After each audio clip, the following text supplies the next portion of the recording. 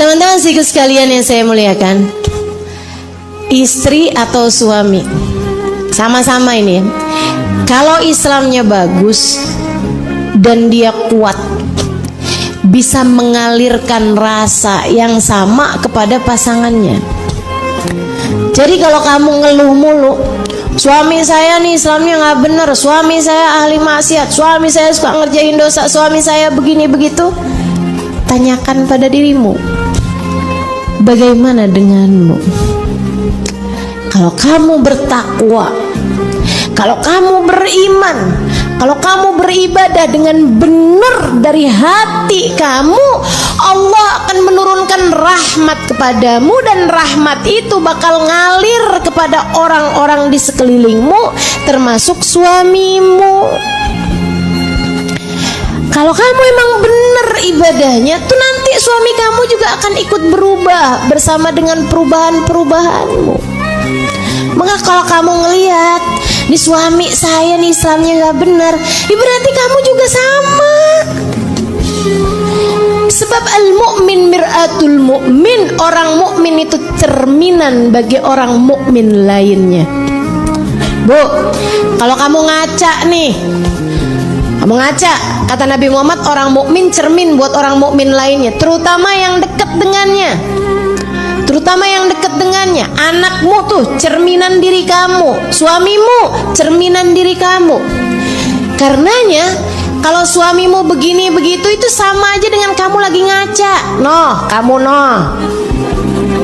Anak kamu, anak saya kok ngomongnya kasar, tuh kamu lagi ngaca. Berarti artinya siapa yang kasar? Kamu. Kamu kalau lagi ngaca nih ya, terus ternyata ada jerawat tuh. Atau misalnya gini, ada cembong tuh di muka, ada noda misalnya gitu ya, ada kotoran tuh di bawahnya dagu. Kamu ngambil lap kemudian kamu bersihin cerminnya, atau kamu ambil lap kemudian kamu bersihkan wajahmu? Kamu akan bersihkan wajahmu, maka yang di cermin bakal ikutan bersih. Percuma kalau kamu ambil lap, kamu kosok cerminnya, tetap aja kalau kamunya kotor, dia akan tetap. Itu kan yang sering kali kamu lakukan.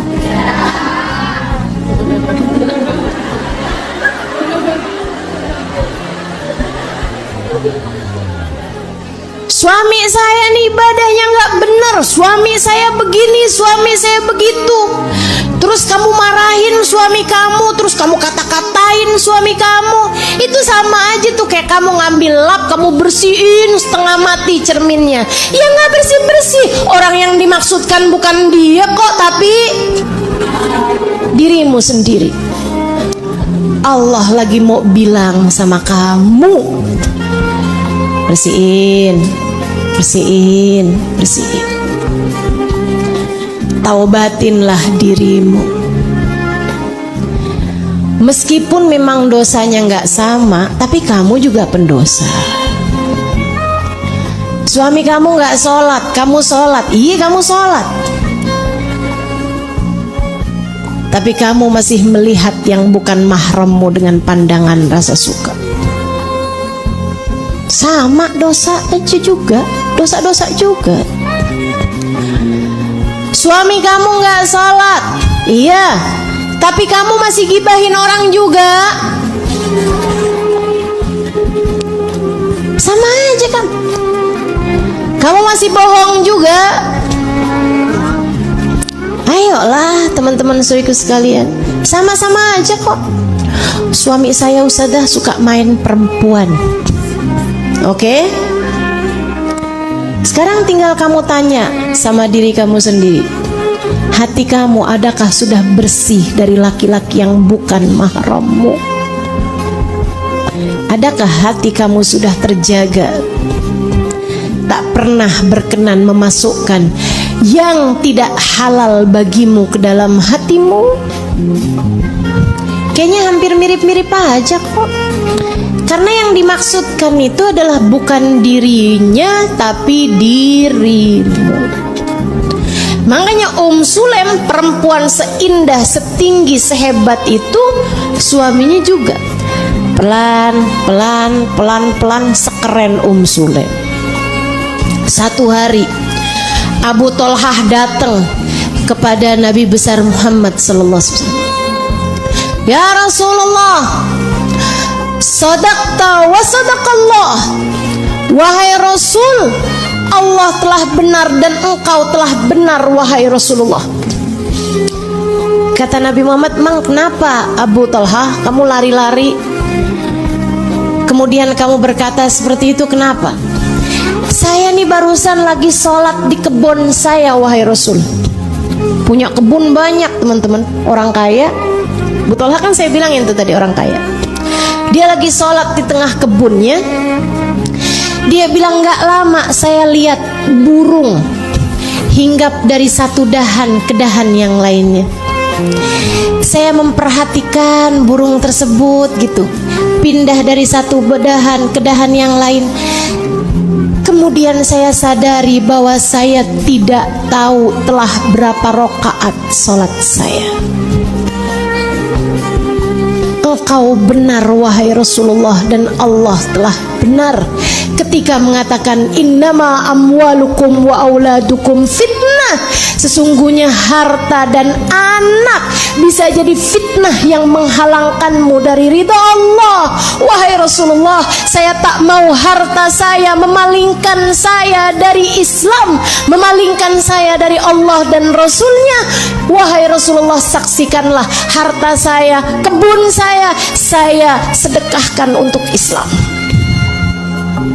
Saat itu juga, hanya karena membuat beliau lalai dari sholatnya yang entah sudah berapa rakaat itu, dia jadikan seluruh kebunnya buat Allah.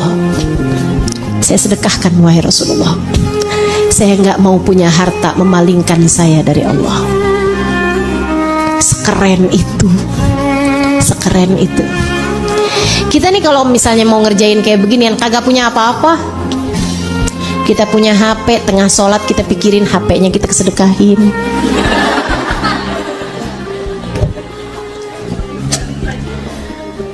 Betul nggak? Kalau nggak bakalan punya apa-apa, nah sholat kita berantakan semua. Mudah-mudahan Allah benahi kehidupan kita, amin. Allah benahi hati kita, amin. Allah benahi keseluruhan kehidupan kita, insyaallah, amin ya rabbal alamin. Mudah-mudahan tahun yang akan datang lebih baik daripada tahun ini, insyaallah. Imannya biar naik, Islamnya biar naik, takwanya biar naik, ibadahnya biar naik, sedekahnya biar naik, bersihnya hatinya biar naik, cintanya kepada Allah dan Rasulnya biar naik, ihsannya biar naik, sabar syukurnya biar naik, qanaahnya biar naik, amin ya rabbal. Satu waktu Abu Talhah ngomong begini sama Sulaim. Sulaim, pas lagi ada Anas, Sulaim, saya Sulaimnya bilang, "Nas, ya ampun ribet banget dah sama poni kamu, Nas." Anas lagi datang ke rumah, ponian, rambutnya nih rada panjang poninya. Kata emaknya nih, Sulaim, "Nas, ribet banget dah mama lihat poni kamu tuh. Aduh, sini dah, mau bayangin nih kamu nih ntar nyapu, nyuci piring, apa ribet sama poni kamu. Sini Nas, ntar mama ambilin gunting, mau dipotong." Begitu Sulaim mau potong rambutnya Anas, kata Abu Talha, "Ngapain Sulaim, ngapain? Ini mau saya potong nih poninya Anas nih, ribet. Dia kan hikmah nih rumah Nabi, ntar nyuci apa segala macam keribetan sama poninya, mau saya potong aja dah." Katanya Abu Talha, "Jangan dah Sulaim." "Kenapa emang?" Bukan misalnya gitu ya, dia lebih gantengan pakai poni, tahu nggak gitu. Nggak ada urusan. Katanya Abu Talha, "Karena saya lihat beberapa hari yang lalu Nabi Muhammad memain-mainkan poninya Anas." Emang iya. Emang iya Nas. Ya Allah, emang boleh semenggemaskan itu. Allah, gemes banget gak sih nih? Nyenengin banget gak sih kehidupan para sahabat Nabi Muhammad tuh, ya ampun. Pengen nyampe ke sono rasanya gitu ya.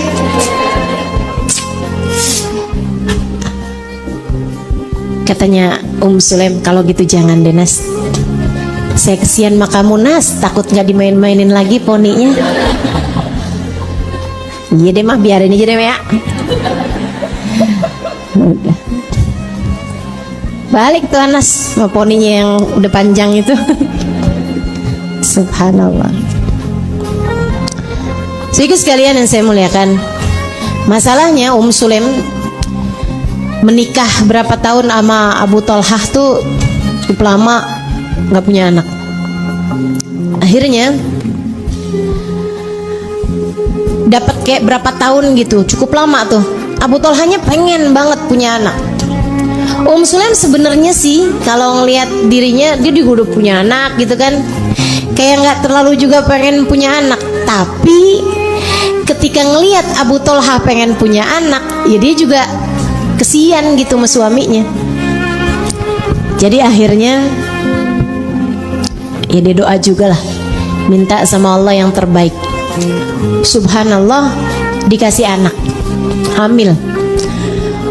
Sulaim hamil. Sulaim senang, tapi Abu Thalhah lebih senang lagi. Lahir anak laki-laki. Waduh, Abu Thalhah seneng banget dah.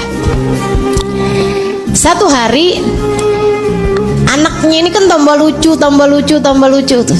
Pas anaknya lagi lucu-lucunya, udah mulain bisa berdiri, udah mulain bisa tatah gitu kan, kayak udah hampir 1 tahun gitu teman-teman.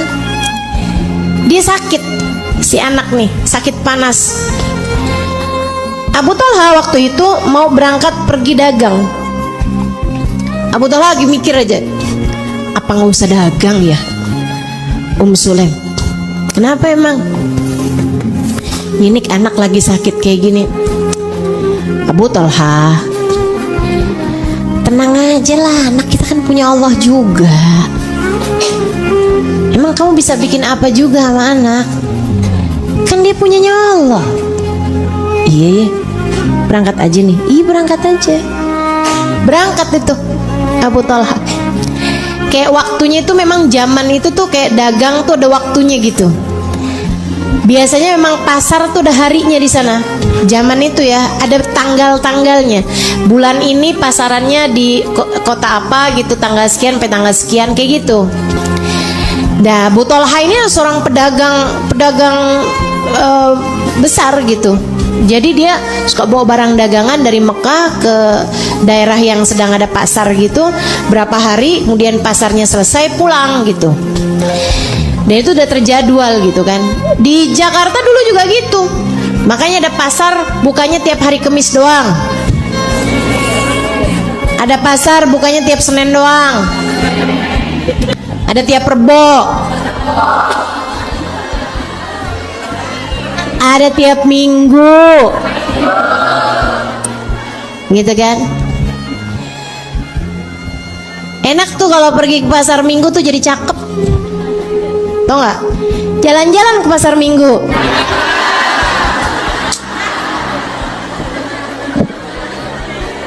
Maaf receh banget ya.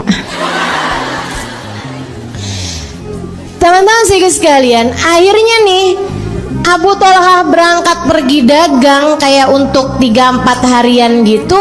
Hari keduanya besokannya anaknya meninggal. Ya Allah, sedih Sulaim. Ya pastilah sedih pasti. Tapi Sulaim mukminah muslimah dengan keimanan sekuat batu karang, dengan keimanan setegar gunung Uhud, dengan keimanan yang kuat kokoh luar biasa dalam hatinya, faham Sebagaimana Anas milik Allah, anaknya ini juga miliknya Allah Subhanahu wa taala. Ketika ia telah diambil kembali oleh pemiliknya, apalah daya kita sebagai seorang hamba. Maka Sulaim dia sendiri yang mengurusi jenazah putranya, sampai kemudian dimandikan, sampai kemudian orang pada takziah, teman-teman saudaraku sekalian. Tapi kuatnya hati Sulaim, dia tuh yang mandiin anaknya, dia yang kafanin anaknya. Terus dia pesen sama semua orang-orang yang lagi pada takziah, tolong ya, jangan ada yang ngabarin kematian anak saya selain saya sendiri kepada Abu Thalhah. Tolong ya Abu Thalhah, jangan biarkan dengar kabar kematian anaknya selain dari saya sendiri. Dan orang-orang tuh jalanin amanah. Ini nih yang saya kira kalau itu kejadiannya zaman-zaman sekarang, bocor, pasti bocor. Ya ampun, ya ampun. Bu, kalau orang bilang rahasia, rahasiain. Kalau orang bilang amanat, ya jagain. Kalau ada temenmu kasih rahasia atau amanat kepadamu, jangan disebarluaskan. Ya, kalau orang bilang tolong ya, jangan kasih tahu sama dia. Ya udah jangan gitu. Lah kamu ngapain tuh? Lo tahu gak? Saya sih sebenarnya ya emang nggak mau nyampein nama siapa-siapa, tapi emang kamu doang. Tuh kalau udah nyampe kamu doang, dia nyantar bilang sama temennya kamu doang, dia nyantar ngasih tahu sama temennya lagi kamu doang. Dalam beberapa waktu kemudian rahasia tersebut menjadi rahasia umum, dan gak jadi rahasia lagi kalau sudah jadi umum. Tapi Abu Thalhah pada zaman tersebut, Sulaim pada masa tersebut memang mendapati orang-orang yang menjaga amanat. Kenapa begitu? Cahaya Islam kuat dalam hati mereka. Kalau cahaya Islam itu kuat dalam hatimu juga, begitu kejadiannya. Kamu gak akan gampang-gampang buka rahasia suamimu. Kamu gak akan gampang-gampang menyebarkan aib keluargamu. Kamu gak akan gampang-gampang jelek-jelekin anakmu di hadapan teman-temannya. Bu, lagi teman-temannya datang, mereka anakmu lagi seneng-senengnya, kemudian bilang sama teman-temannya, cie-cie yang tadi malam ngompol.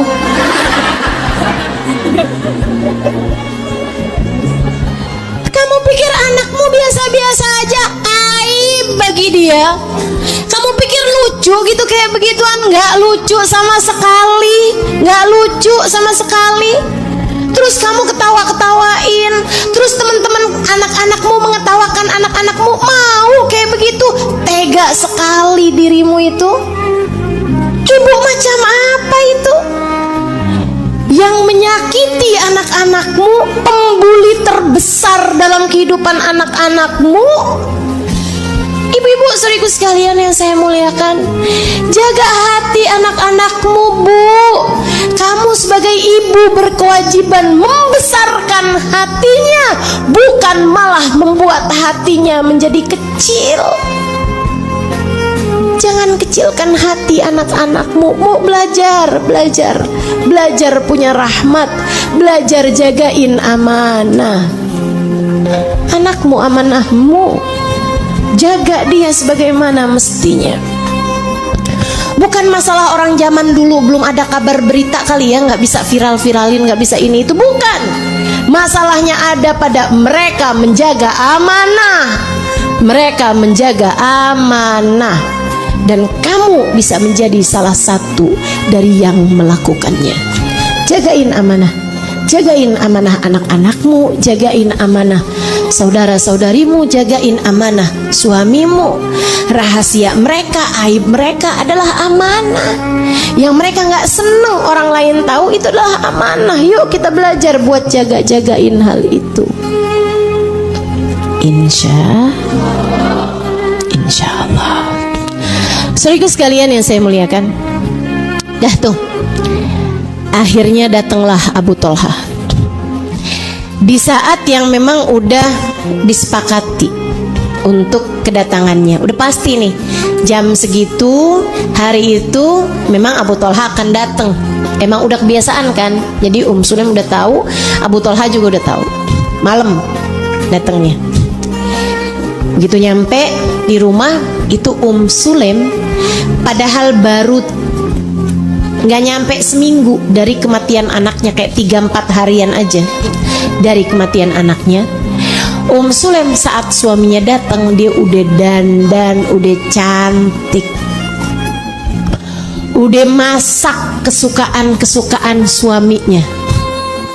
Dia sambut suaminya. Suaminya nanyain, gimana kabar anak kita? Dan dengan penuh ketenangan Sulaim menjawab, huwa ahda ma yakun. Anak kita sekarang jauh lebih tenang. Udah meninggal, tapi kan udah dipikirin tuh cara ngomongnya, cara jawabnya. Nggak bohong dong, nggak bohong, tapi juga tidak bilang bahwa anak kita meninggal gitu. Bahasanya udah dipikirin. Kenapa gitu? Otaknya main. Otak tuh dipakai buat mikir, Bu. Apa-apa tuh kamu kerjakan, apa-apa kamu lakukan, termasuk upload di media sosial, pikirin dulu kemanfaatannya, orang bacanya gimana, orang lihatnya gimana. Pikirin tuh, orang berakal kayak begitu. Pikirin nih buat akhirat saya gimana, buat kehidupan di masa yang akan datang gimana. Dipikirin semua ucapan-ucapan yang keluar dari mulut. Itu orang kalau pinter tuh begitu. Masalahnya saya nggak pinter, Ustazah. Bukan urusan gitu. Orang kalau beriman dia pinter. Orang kalau beriman dia pinter. Kenapa? Sebab orang beriman dekat sama Allah yang Maha Tahu, maka dia akan selalu diberitahu. Dia akan selalu berada dalam bimbingan Allah Subhanahu wa Ta'ala. Kayak gitu tuh. Saya liatin tuh orang sepanjang zaman, dari zaman Nabi Adam sampai zaman sekarang, kalau beriman pasti ngerti.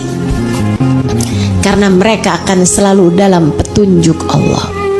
Kalla inna ma'i rabbi sayahdin, kata Nabi Allah Musa alaihi salam. Ketika lihat pasukan Fir'aun sudah mengejar di belakang mereka, inna lamudrukun, kata kaumnya, wah kita kena nih. Kata Nabi Musa, kalla, nggak bakalan, kita nggak bakalan kena sama kaumnya Fir'aun. Kenapa gitu sama Fir'aun dan kaumnya? Kenapa? Inna ma'i rabbi sayahdin, bersamaku ada Allah. Allah akan selalu memberi jalan. Allah selalu akan menunjukiku. Allah selalu akan membimbingku dalam segala keadaan. Kamu kalau beriman, kalau dekat sama Allah, kamu akan selalu dibimbing Allah. Orang kalau dibimbing Allah ngomongnya bakal bener.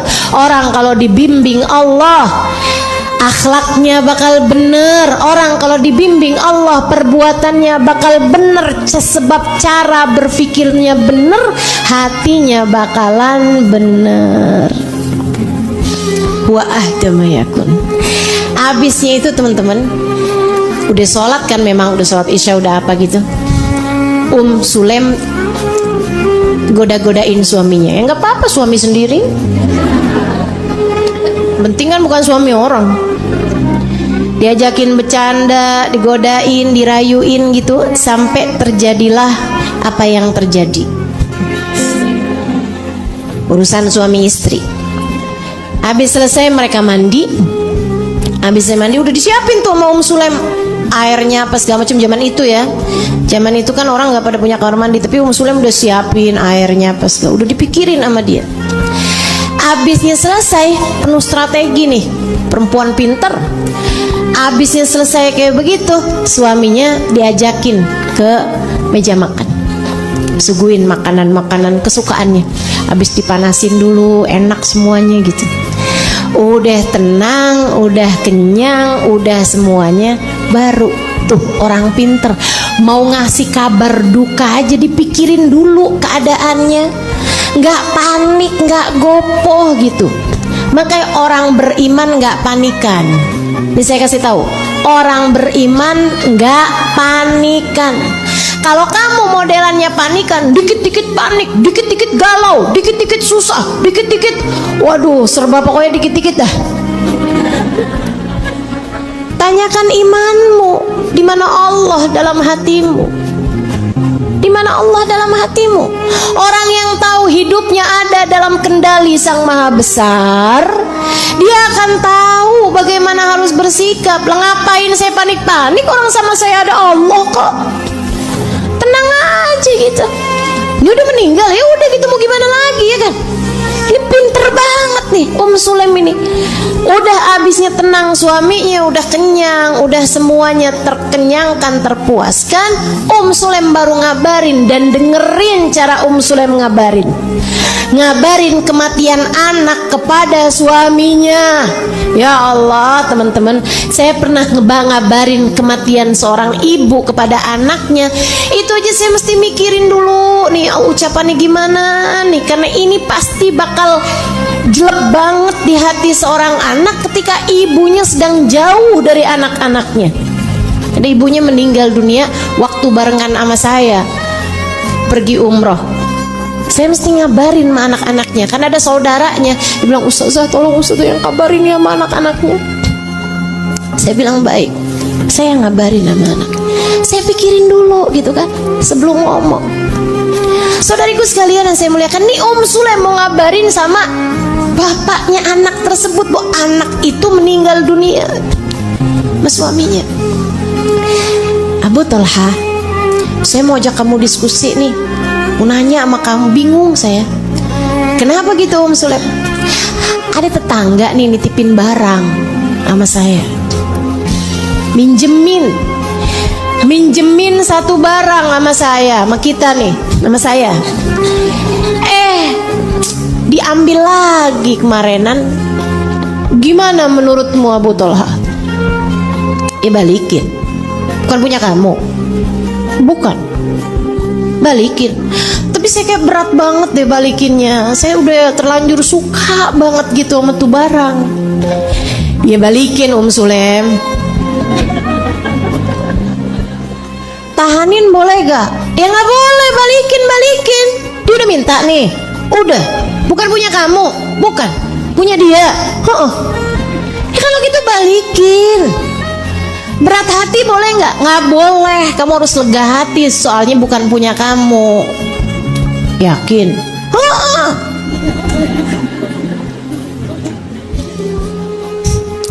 Abu Tolha, apa lagi? Perasaan yang mualaf saya deh, bukan kamu. Emang dia kan yang mualaf ya? Bukankah anak kita adalah titipan Allah? Maksud kamu, ia sudah diambil kembali oleh pemiliknya Abu Tolha. 3 hari yang lalu ia telah meninggal dunia Abu Tolha. Tunggu. Jadi maksud kamu anak kita tuh udah mati Sulaim? Iya Abu Tolha, yang sabar. Dan kamu bisa-bisanya masak, kamu bisa-bisanya dandan, kamu bisa-bisanya ngerayu saya. Perempuan macam apa kamu Ummu Sulaim? Dasar perempuan gak punya hati kamu. Dia berdiri, kamu bener-bener gak punya hati Sulaim. Dia keluar dari rumah, digebrak pintunya, kemudian dia jalan keluar. Kemana nih saya? Bingung juga ya. Kasian Abu Tolha, ya Allah. Kasian Ummu Sulaim. Tapi kan emang duka ya. Duka tuh emang, ya Allah, duka teman-teman. Saya pernah ngerasain banyak kepahitan. Ya namanya orang hidup kan pasti ada pahitnya. Saya ngerasain banyak kepahitan, dari kemiskinan, kelaparan. Kayak orang mana gitu ya saya ya. Tapi memang benar teman-teman saya sekalian. Saya merasakan kemiskinan, kelaparan. Saya mondok di Kota Tarim, jauh dari orang tua. Masa saya nggak punya uang lebih sering daripada masa saya punya uang, segala macam kepahitan. Nggak ada yang lebih pahit daripada saat ditinggal ibu saya meninggal. Itu memang pahit banget ya, pahit banget. Ini tadi malam nih ayahandanya teman saya, sahabat saya, Ustazah Aisyah Farid meninggal dunia. Padahal beliau memang sudah piatu dari kecil. Ibunya udah meninggal udah lama, sekarang tinggal ayahnya. Ayahnya meninggal tadi malam. Kita doakan, mudah-mudahan Allah kuatkan hatinya. Mudah-mudahan Allah kuatkan hati. Perih teman-teman, ditinggal oleh orang yang kita cintai, ditinggal meninggal tuh perih. Subhanallah. Mudah-mudahan doakan abah saya panjang umur, doakan orang-orang yang saya sayangi biar pada panjang umur, doakan suami saya panjang umur, guru-guru kita doakan panjang umur. Habib Umar bin Hafid, Hubabah Nur, Habib Zain bin Smith, mudah-mudahan Allah panjangkan umur mereka insyaallah, amin.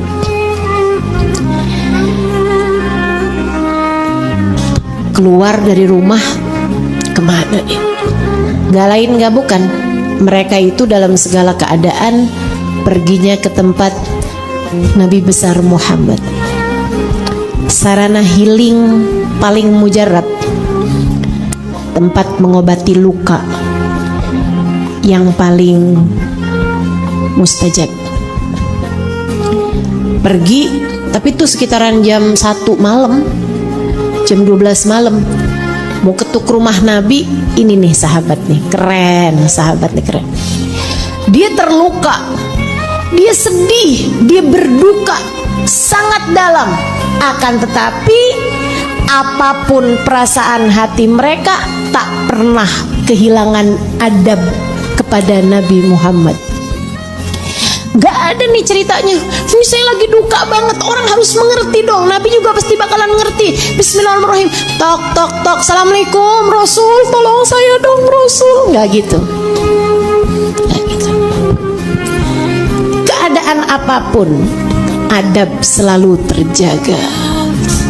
Keadaan apapun, akhlak pekerti kepada Nabi Muhammad akan selalu yang nomor 1. Abu Thalha hanya mondar-mandir depan pintu rumah Nabi Muhammad di dalam masjid tanpa pernah berani untuk mengetuk pintu rumah beliau tersebut, karena tahu ini bukanlah waktu Nabi Muhammad keluar dari rumahnya.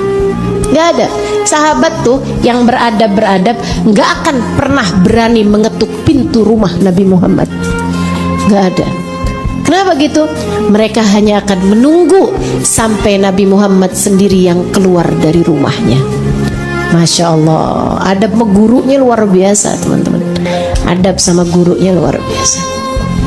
Ditungguin tuh sampai datang subuh, sampai masjid tuh udah banyak. Abu Thalha nggak peduli, mondar mandir gitu kan, duduk ntar berdiri lagi gitu depan rumah Nabi gitu terus sampai akhirnya Nabi keluar dari pintu rumahnya gitu kan, masuk ke dalam masjid. Abu Thalha langsung dapetin, langsung datengin, ya Rasulullah.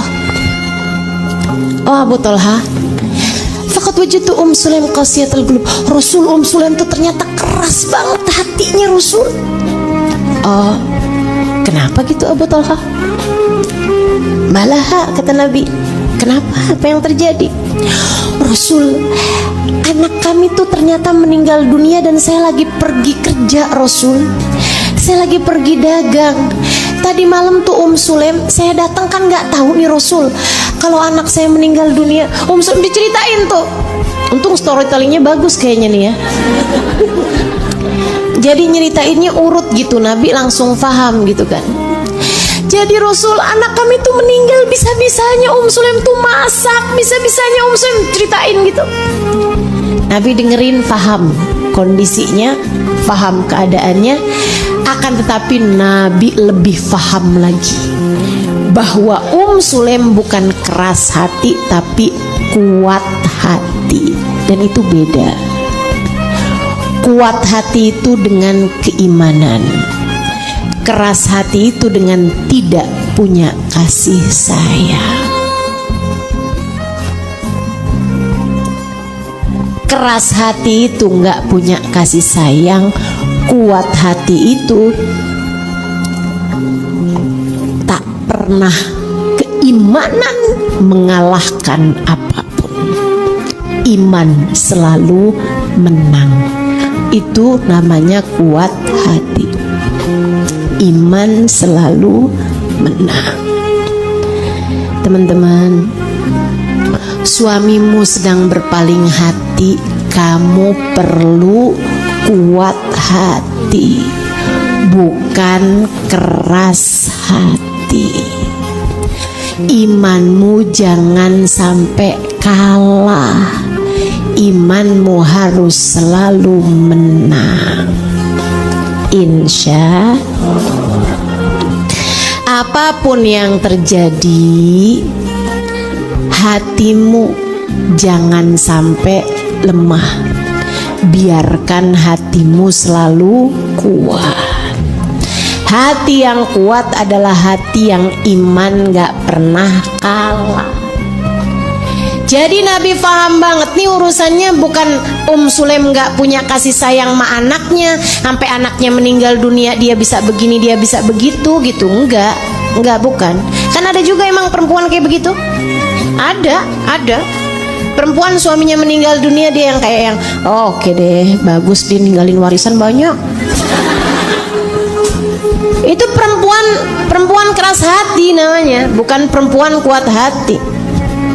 Saudara sekalian, nih Sulaim nih perempuan kuat hati, bukan keras hati. Jadi Nabi nggak usah panjang-panjang ngasih tahu ngasih tahu Abu Thalha, dia satu hari nanti akan mengerti. Kalau sekarang ngasih taunya hanya akan terjadi perdebatan. Kalau bilang gitu, nggak gitu kok Abu Thalha, Sulaim tuh bukan keras hati, tapi dia tuh kuat hati. Nggak gitu, Rasul kan begitu. Namanya orang lagi berduka, jangan diajakin debat. Saudara sekalian, Nabi malah justru senyum, kemudian tanya gini nih sama Abu Thalha, awak tapi ya Abu Thalha, maaf nih Abu Thalha, maaf, kata Nabi, adakah semalam kalian sempat berhubungan badan? Iya Rasul, masih nggak tahu. Saya nggak tahu kalau anak saya meninggal. Kalau tahu anak meninggal kan kayak nggak bisa juga gitu ngerjainnya. Kayaknya perasaan Abu Thalha kayak begitu gitu kan. Nabi kemudian berdoa, barakallahu lakuma fi lailatikuma, barakallahu lakuma fi lailatikuma, barakallahu lakuma fi lailatikuma. Nabi nih teman-teman sekalian menghadapi sahabatnya dalam keadaan apapun gak pernah hilang kasih sayang dalam hatinya. Nabi tuh mikirnya panjang. Nih Abu Thalha dalam keadaan duka, apa yang kira-kira dapat menghilangkan dukanya? Oh, ganti anaknya biar digantikan. Siapa yang bisa melakukannya? Allah. Nah, buat gantiin anak kan harus terjadi dulu, harus ada hubungan intimnya dulu. Makanya Nabi langsung nanyanya kayak begitu. Awak kok tapi ya Abu Thalha, panjang banget mikirnya Nabi. Subhanallah nggak tuh? Kenapa Nabi bisa berpikir sepanjang itu? Karena Rabi rahmatnya memang sepanjang itu. Kasih sayangnya Nabi kepada umat tuh teman-teman bener-bener nggak terbatas. Jadi Nabi mikirnya, ya ampun nih orang kesian banget kehilangan anaknya. Apa yang dapat menghiburnya? Oh, kabar bahwa istrinya sekarang sedang mengandung. Kan begitu? Nah, kabar istri mengandung kan harus ada hubungannya dulu dong.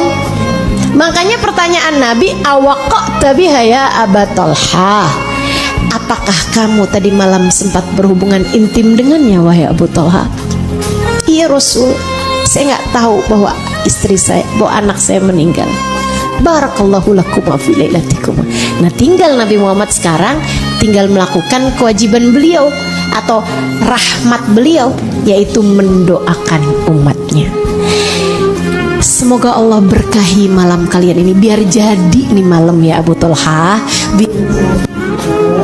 jadi malam yang berkah, jadi kehamilan yang berkah, jadi anak yang berkah.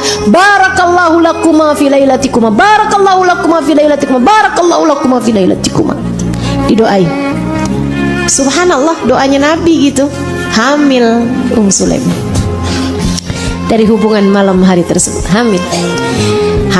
Waduh, Abu Thalhah kan jadi cepat terhibur. Sampailah 9 bulan. Saudaraku sekalian, lahir anak perempuan.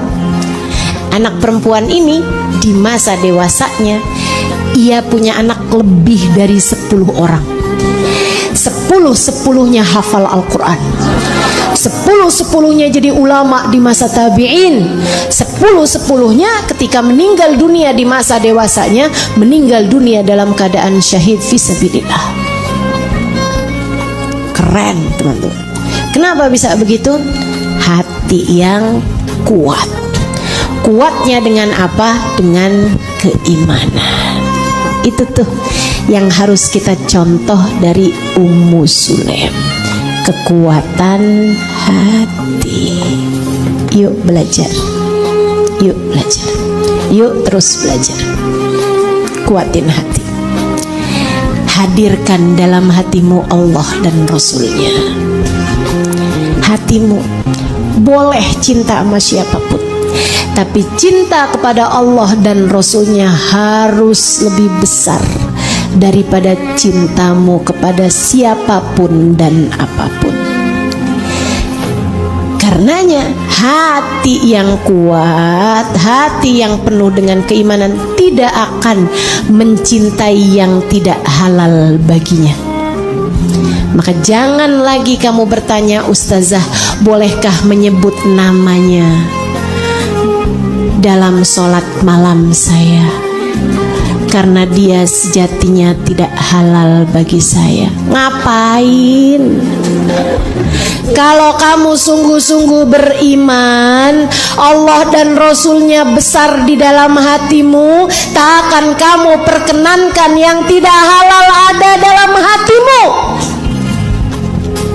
Saya sampaikan padamu saudaraku sekalian, bahkan kepada para perempuan-perempuan yang sudah menikah, kalau hatimu sungguh-sungguh penuh dengan iman kepada Allah dan Rasulnya, kalau hatimu sungguh-sungguh penuh dengan keimanan kepada Allah dan Rasulnya, tak akan kamu perkenankan hatimu diisi dengan cinta kepada yang tidak halal bagimu. Maka mencintai yang tidak halal bagimu adalah bukti lemahnya iman dalam hatimu. Keluarkan sebelum ia dapat menggerogoti keimanan dalam hatimu. Buruan keluarin. Nggak halal kamu mencintai selain suamimu itu. Keluarin buruan. Siapapun yang di hatinya masih mencintai si fulan, si faltan, keluarin buruan. Jika ada kata-kata dia adalah mantan terindahku, keluarin buruan, keluarin. Ada apa? Anda mantan tuh sampah. Mana ada sampah terindah? Buanglah mantan pada tempatnya.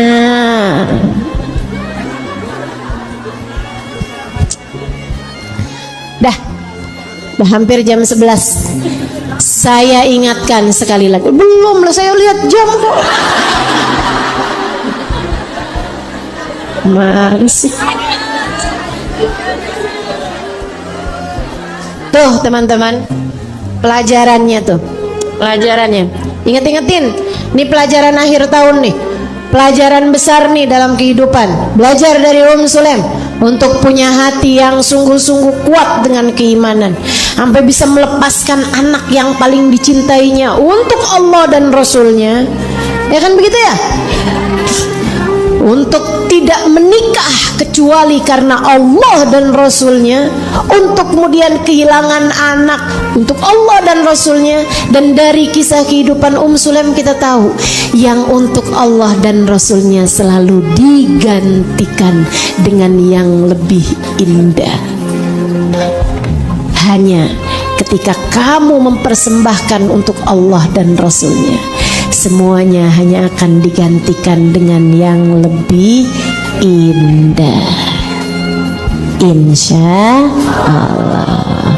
Yuk di akhir tahun ini kita minta pada Allah Subhanahu wa taala. Kita baca suratul Fatihah.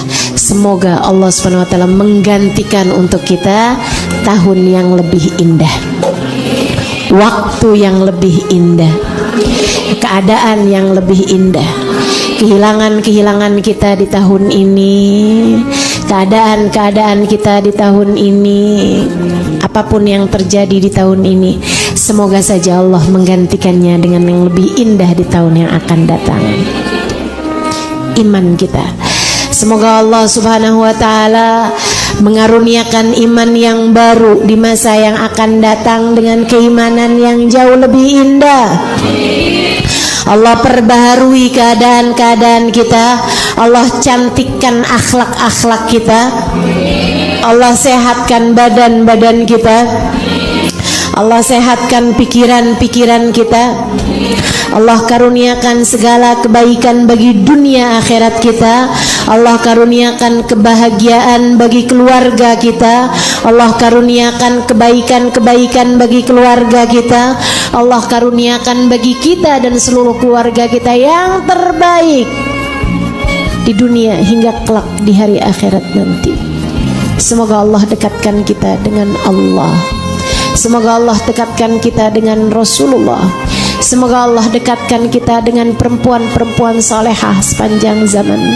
Semoga Allah Subhanahu wa taala dekatkan kita dengan orang-orang saleh sepanjang zaman. Semoga di masa sekarang Allah selalu kumpulkan kita dengan orang-orang saleh. Semoga Allah Subhanahu wa taala jagakan orang-orang saleh untuk kita. Guru-guru kita Allah panjangkan umurnya, Allah sehatkan badannya, Allah bahagiakan hidupnya. Semoga yang sakit-sakit Allah Subhanahu wa taala sehatkan. Semoga yang sedang dalam kesulitan Allah Subhanahu wa taala mudahkan. Semoga yang sedang ada hajat Allah Subhanahu wa taala kabulkan hajat-hajat. Ala hadhihi niyyah wa bi kulli niyatin salihah jami'ah syamilah. Kita doakan anak-anak kita semuanya, semoga Allah jaga mereka, Allah jauhkan mereka dari dosa-dosa.